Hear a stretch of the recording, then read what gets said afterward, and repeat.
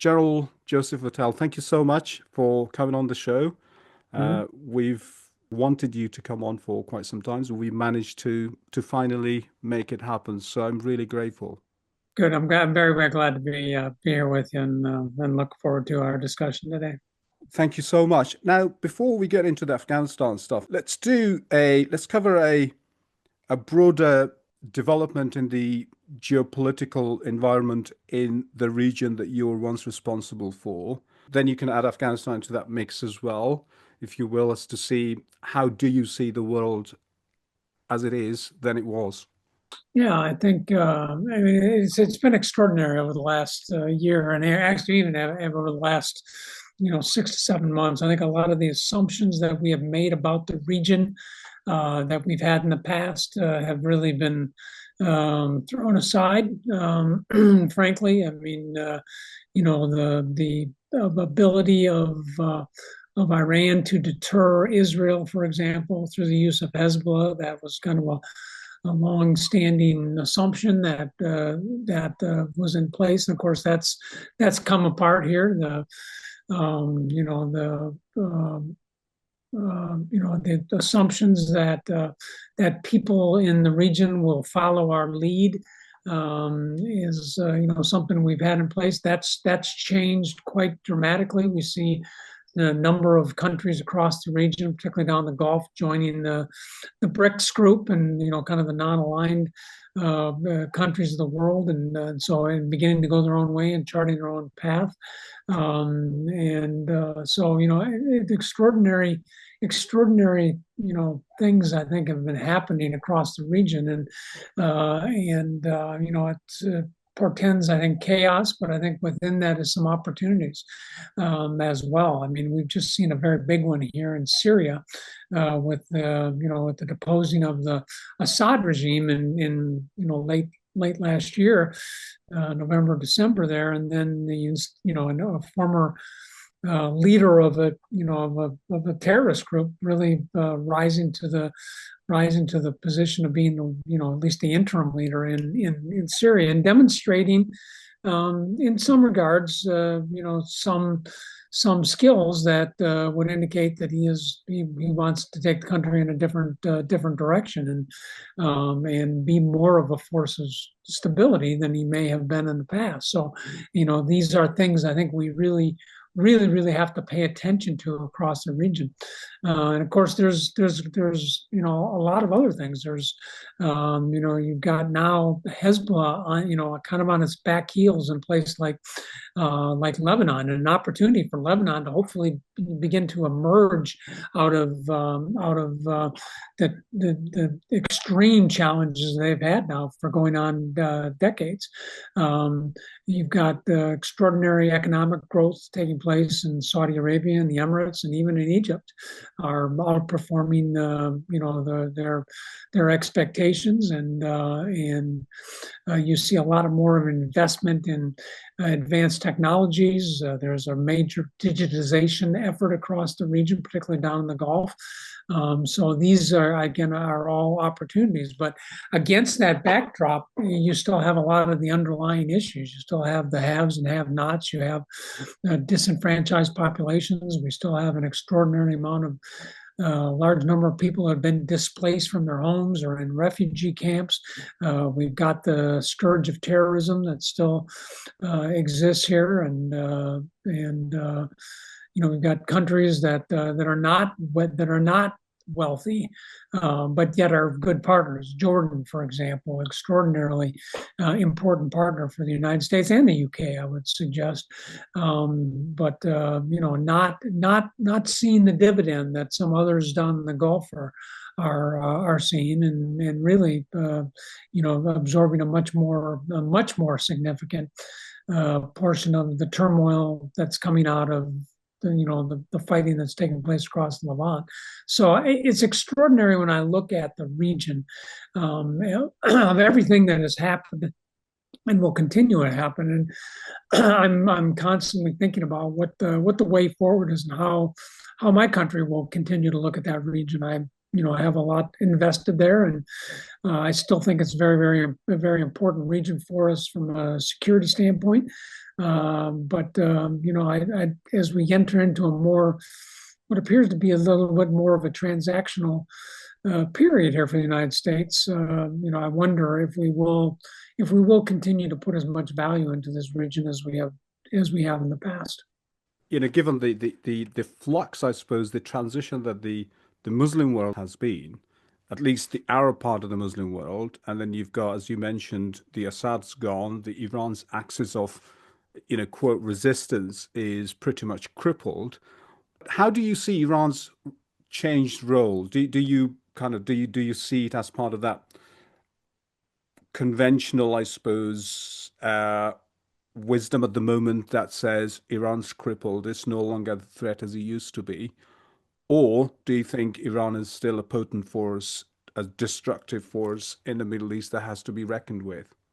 I think Iran is still a potent force that has to be dealt with in the Middle East, and I don't necessarily mean that with just military force, but with diplomatic aspects as well. So certainly, the network, the network of proxies and other things that Iran has put in, that has really been, I think, significantly disrupted, largely by the Israelis, who, have really gone after Hamas and Hezbollah in a significant way, and really removed those two, and Hezbollah first among those, as really potent arms of Iran. And so that's clearly been a setback for them. That has given the opportunity for others in the region, think about countries like Iraq, to begin to push back as well on Shia militias and others in their own country. They live in the shadow of Iran as well. I mean, it is a complicated neighborhood, no doubt, but it clearly has had an impact.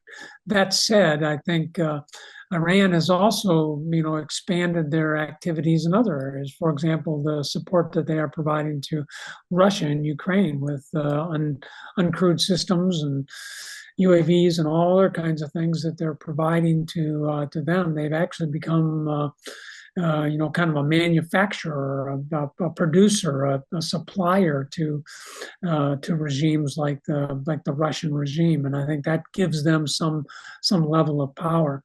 They still have some level of influence over the Houthis now, and while it appears that some of the Houthi activities down in the Red Sea have abated a little bit over the last couple of months, that still is a powerful organization down there. I mean, they managed to essentially shut down, a key, commercial passage point through the region, and directly impacting what for the United States was a long-term national interest, the free flow of commerce through the region. Businesses had to go around Africa, had to find alternate routes.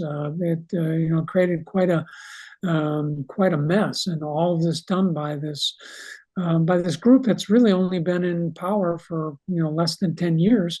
I mean, previously had just been considered to be a kind of a small isolated element up in the northwest mountains of Yemen, and now controls the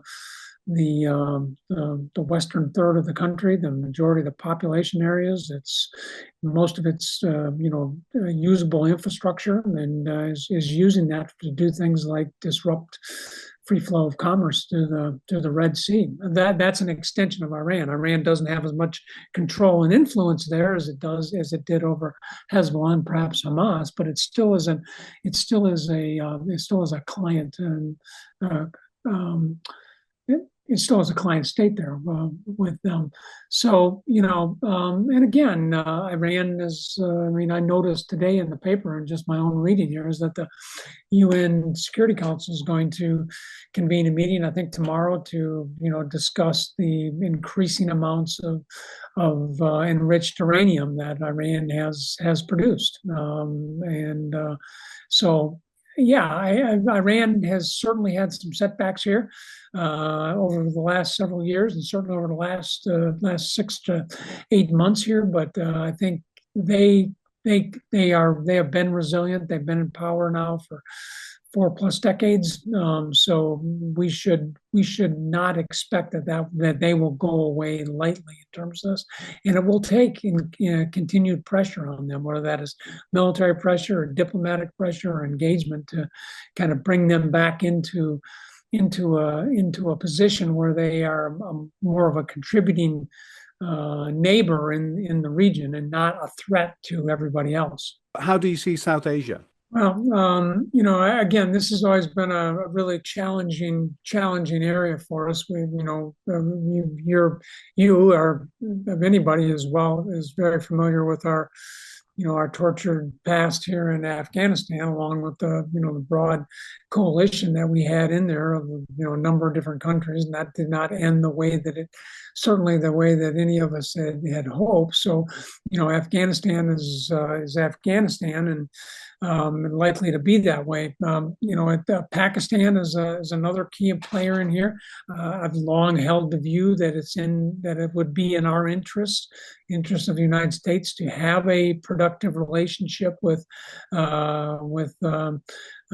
Pakistan. There's been some things done here recently. They're helping us, capture some ISIS leadership here recently, and providing that person to us, I think is a small example of perhaps an improving relationship. But it's important. They sit at an important place. They've got a lot of political challenges of their own. They've a huge population, so we can't really turn our backs on that either. We have to pay attention to that. India is a little bit outside of my area of expertise, but I do recognize that it sits there in South Asia, and again, a hugely extraordinarily large population, a country that has extraordinary capacity, has an educated population, has the ability to help offset and balance the influence of China in the Asian sphere of influence here. So again, that's very, very important as well. I would also highlight that it isn't just South Asia; it's also Central Asia. The former Soviet states up there, I think, are also places we should be paying more attention to. I'm not suggesting that this should be our main effort, but I'm afraid we do ignore these areas at our own peril. These are important locations for us. They sit right along the fault lines between us and Russia, and us and China, and I think it's worth paying more attention to these areas as we move forward. When you took the commandership of CENTCOM in 2016, I was reading.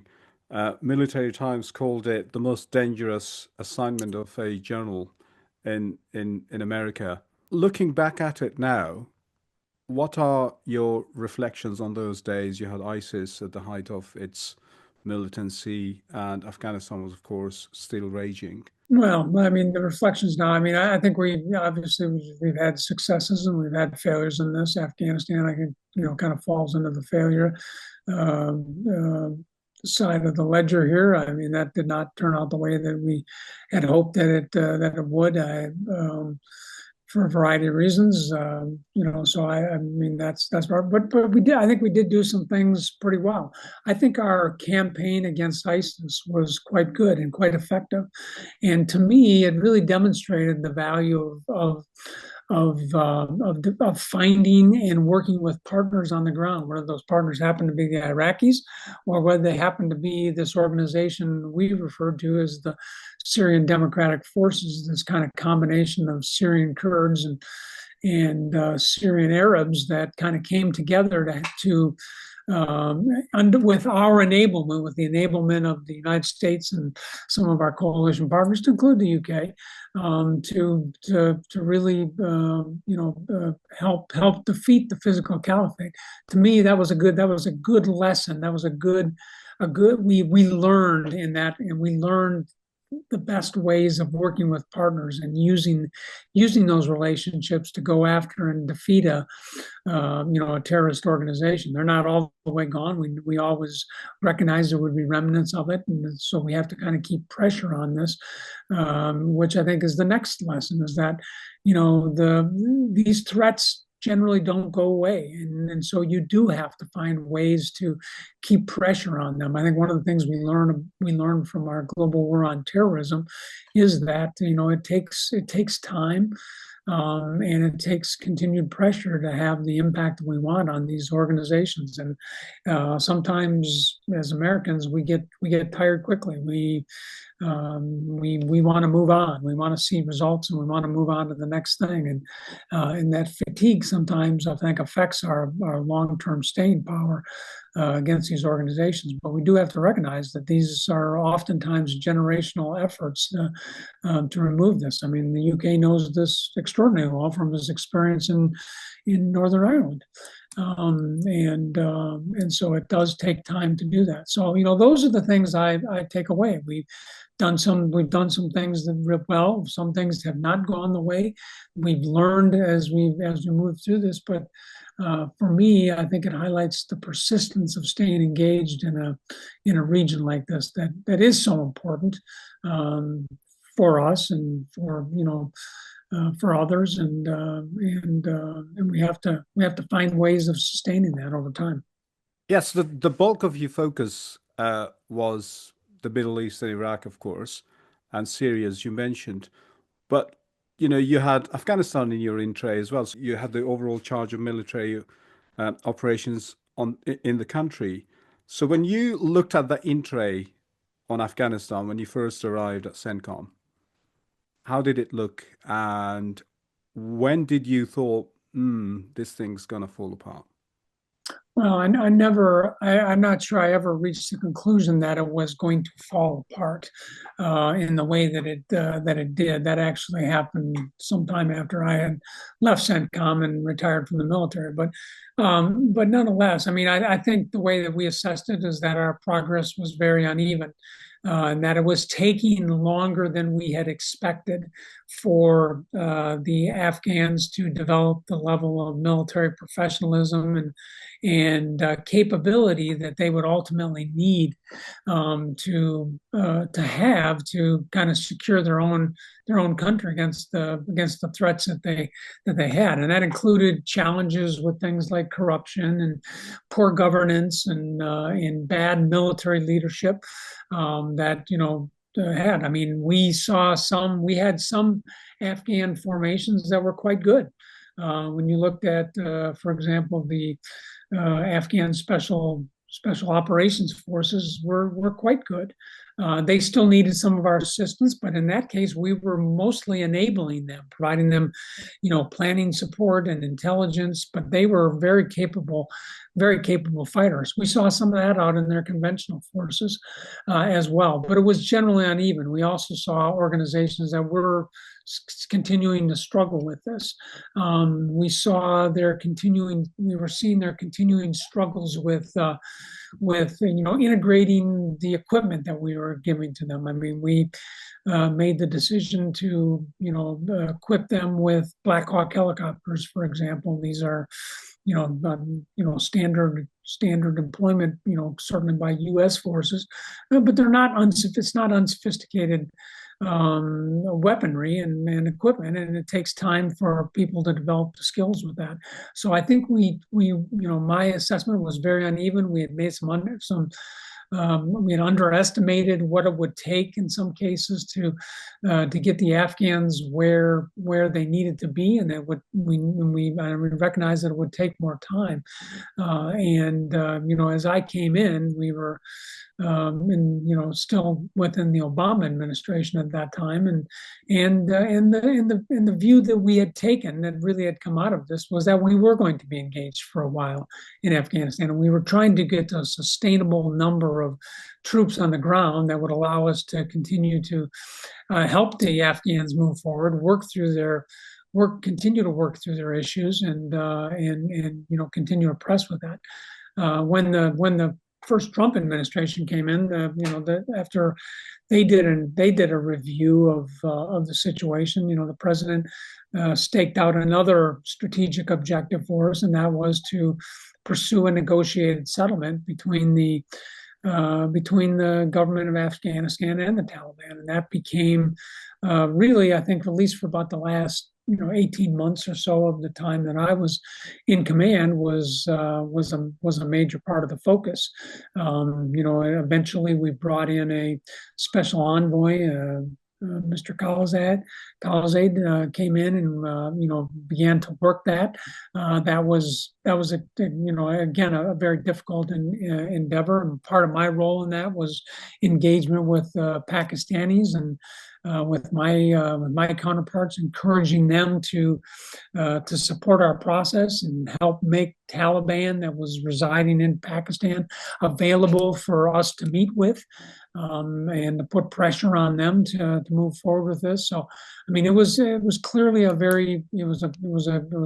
grand objective the president had, but of course a very big one that took a lot to pull it together. I had your former colleagues, General H.R. McMaster, and he was the architect of the South Asia strategy. Had that strategy remained in action, do you think things would have turned out differently? I think it could have. I mean, I think there are a couple of things that we did. I think that were not helpful to the overall process. We had difficulty including the Afghans in this. That was a difficult aspect of it, and I'm talking a little bit outside of my lane here because a lot of that is in the diplomatic and in the Department of State, special envoy side. We were trying to support that as much as possible, but I know from my own visits during the time that I was there was concern on the Afghan side that they did not feel like they were as well integrated into this as they needed to be, and that we were trying to make a deal on their behalf. So I mean, I think that was a problem. That ended up being a problem for us, I think, down the line. The agreement that was made, I think, in 2020 between the United States. Again, I was out of position at this time, but when we made agreement and we released a lot of fighters from the detention facilities at Bagram, many of which went back to the Taliban and went almost straight back into their forces. That I think was a setback as well, and I think at that particular time the die was kind of cast in terms of where the direction of the country was going, and I think you then began to see Afghan leaders, both civilian and military, were beginning to see the writing on the wall and began to make their own deals and their own plans, for self-preservation, and not so much about how they were going to protect the country. So when the bigger onslaught, as we began our serious efforts to pull out of the country, then that accelerated, and as the Taliban accelerated, that's why you saw them, I think, taking over so many of these places without a lot of fighting. I think in many cases, a lot of the Afghan leadership had decided that it was not worth the fight. It was not a fight that they were going to be able to win without the support of their long-term partners, and so they chose to go a different direction in that. Again, I'm going back to H.R. McMaster, and he was quite very, very strong in his sense of, how the U.S. never managed to bring Pakistan on board, and he called the Americans' attitude towards Pakistan as serial gullibility towards the country's double games. But by the time you're at CENTCOM, Pakistan were not the only actor involved in Afghanistan supporting the Taliban. You had the Iranians in the south of the country. You had Russians as well. China was into the foray as well. But looking at it when you were there, how would you kind of manage a jungle of so many actors? Well, I mean, it's an extraordinarily complicated situation as you just played out here, and that unfortunately has been the history of Afghanistan, with great powers coming in and exerting their influence, great or semi-great powers coming in and exerting their influence. So, I mean, that is an extraordinarily difficult situation. I think what we tried to do was stay focused on the mission that we had, which was at the time help and enable the Afghan forces to, develop the skills, conduct the operations, provide the security for the country from a military standpoint. I think that was really our main focus. Frankly, was to find ways to as do that as effectively and as efficiently as we could, so that they could take over responsibility for their own security, and do so in a very, very credible manner. I mean, when I was not trying to go down and push people out under the influence, and we certainly were paying very, very close attention to that. And as the combatant commander, I was ensuring that the reporting that we were getting out of that was certainly passed into our policy leadership, into our civilian leadership, so they were aware of it. I don't think there was a case that they weren't, but it was it was a particularly fraught time, I think, here, as the United States is kind of changing direction a little bit, really much more focused on trying to create some kind of accommodation between the Taliban and the government of Afghanistan, and how that might play out. I think that gave opportunity for many of these actors, Russians, Iranians, others, to come in and start poking around. And I think that's exactly what they did. Throughout the entire campaign, I mean, from the beginning, when you look at the history of the war, the Americas, they had two competing, I suppose, priorities or objectives, civilian and military. They kind of never quite joined up. Is that the right way of saying it? How come military leaders never managed to convince a coherent, continued policy towards Afghanistan from their political or civilian masters?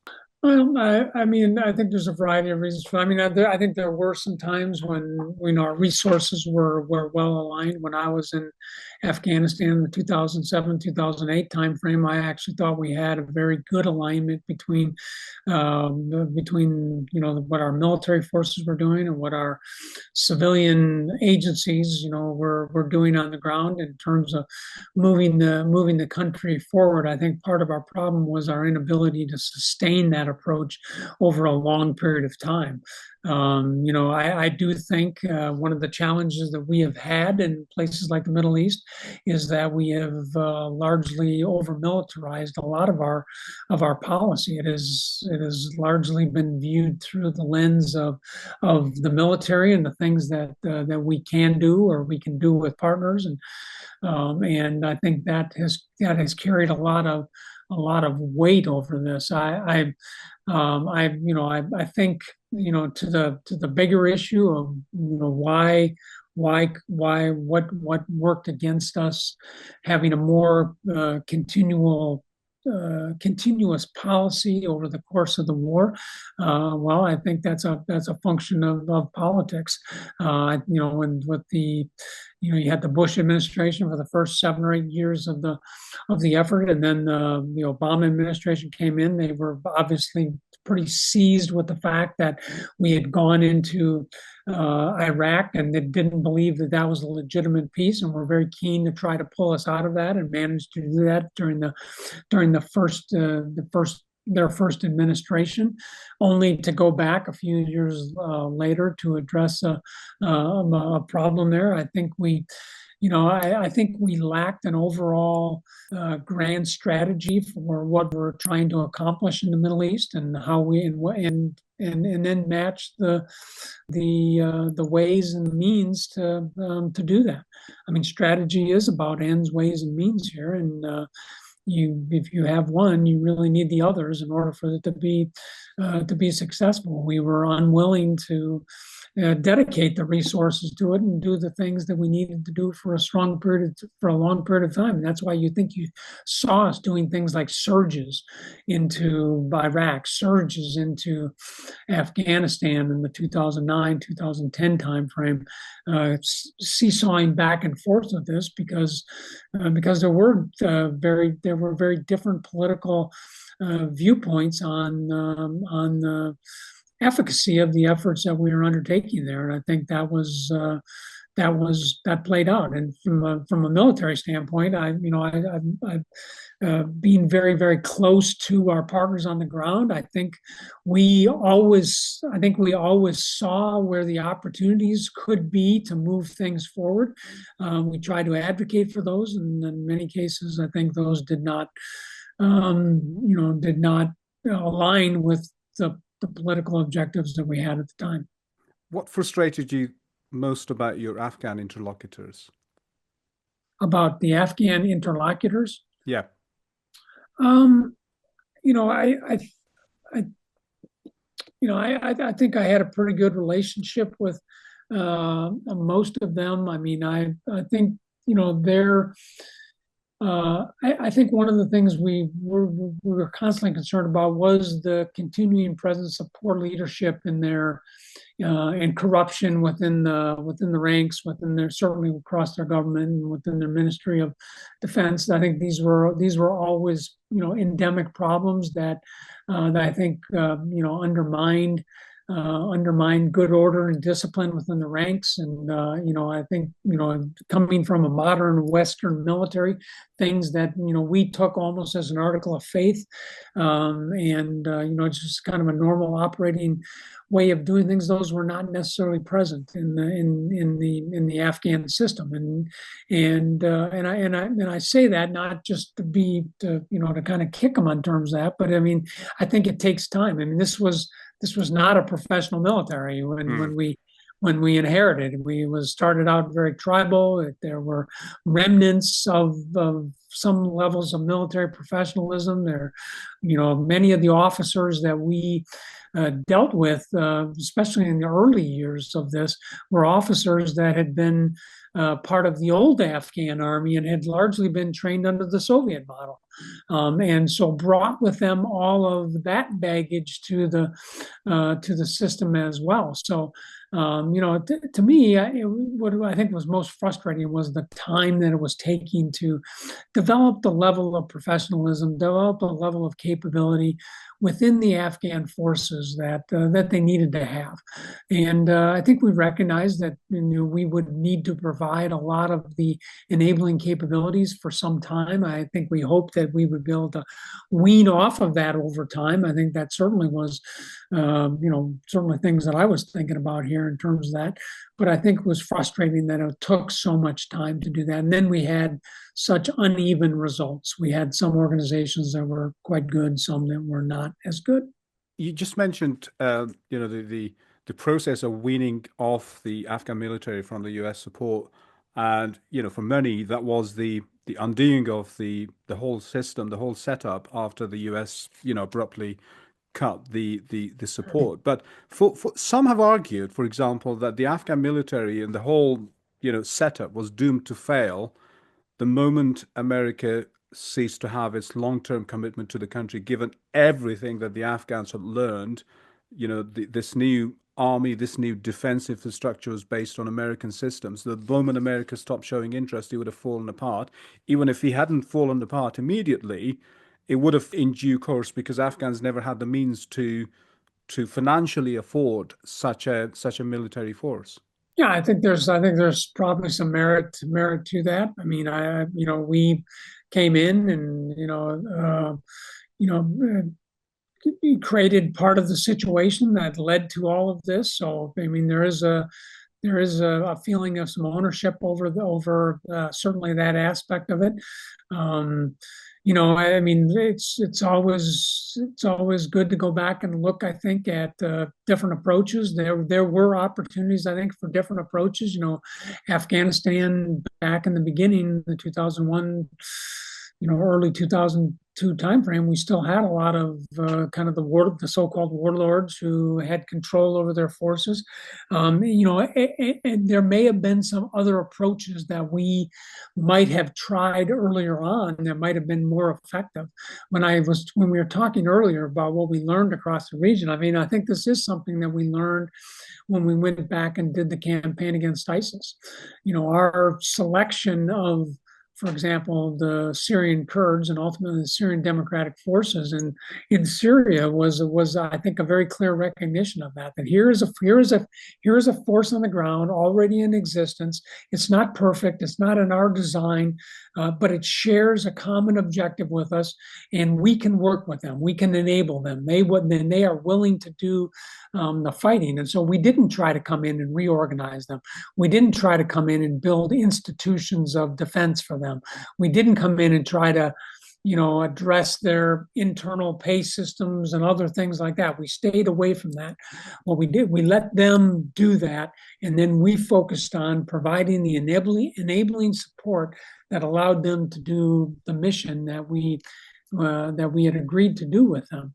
That served both of us quite well. For the most part, we did the same thing on the Iraqi side when we had to rebuild some of the Iraqi military there. We helped to get them built up, but we largely relied on the leadership that was in place there and the remnant institutions that were still there that, frankly, I think recovered quite well over the course of that campaign, and they took responsibility for that. So we didn't try to over-organize it. I think going back and looking at Afghanistan, I think we probably should have paid more attention to that earlier on and how we were going to try to do that. I mean, we almost immediately started moving into what at least from a U.S. military standpoint, does well. That is, help build militaries, build the institutions, build ministries, build training centers, do all those kinds of things. But that was not what Afghanistan needed at the time. What they needed was security, and they needed an opportunity for a government to get in place that, a government that could serve the people of the country best, and then for that to become more stable over time. So I think there certainly were some different approaches that could have been taken in the early days.